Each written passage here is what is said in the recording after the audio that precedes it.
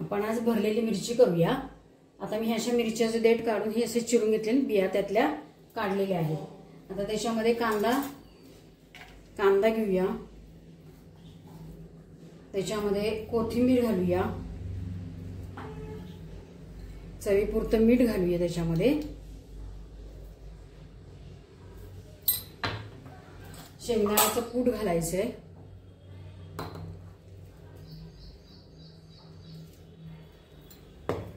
त्याच्यामध्ये तांबडं तिखट घालायचं। मिरचीतल्या बिया काढायच्या, कारण बियांनी कसं तर पोटात दुखतं काय वेळेला। हिंग आणि हळद आणि मसाला आणि थोडं कच्चं तेल। आता हे आपल्याला सगळं पाण्यात मिक्स करून घ्यायचं आहे।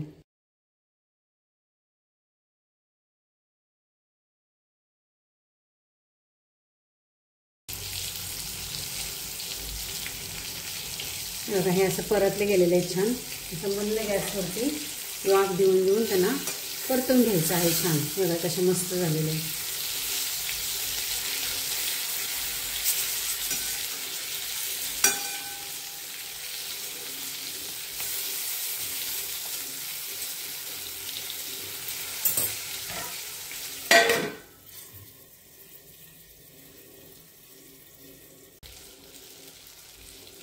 अशा पद्धतीने आपली भरलेली मिरची तयार झालेली आहे।